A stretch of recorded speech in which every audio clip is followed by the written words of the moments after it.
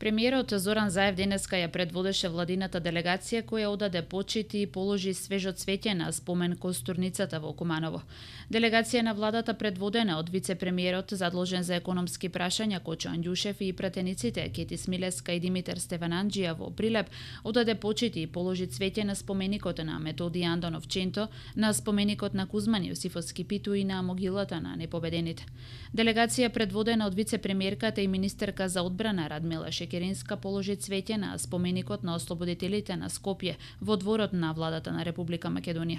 Премиерот Зоран Заев синоќа во рамки на заедничкото чествување на државниот празник на градовите Прилеп и Куманово се обрати на манифестацијата што беше одржана пред участокот во Прилеп.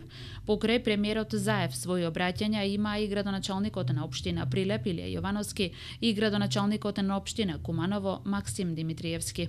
Традиционално по повод празникот во Собранието на Република Македонија денеска беше врачена државната награда 11 октомври.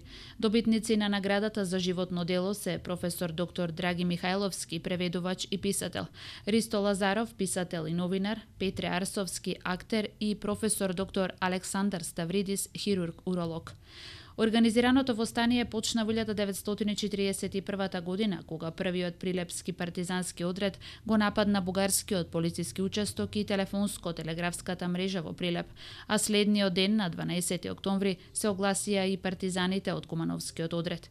11 октомври е продолжување на слободарските традиции на македонскиот слободолюбив народ проникнати во Карпошовото, Разловечкото, во Кресненското и во Илинденското востание, но и во напорите за социјално и национално ослободување вложени во Балканските војни и во Првата светска војна.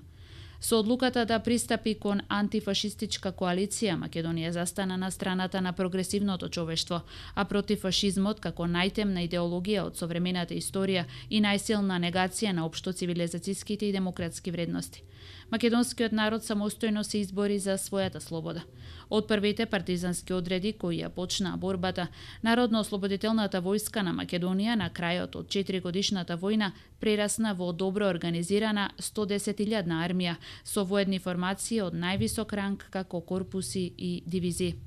За време на окупацијата од Македонија беа интернирани 58.000 лица, а покрај злосторствата што окупаторите ги вршеа врз недолжното цивилно население, земјата претрпе и огромни економски штети. Круна на борбата се одлуките на првото заседание на АСНОМ во 1944 година, со кои се оживотворени повеќе вековните идеали за основање македонска држава.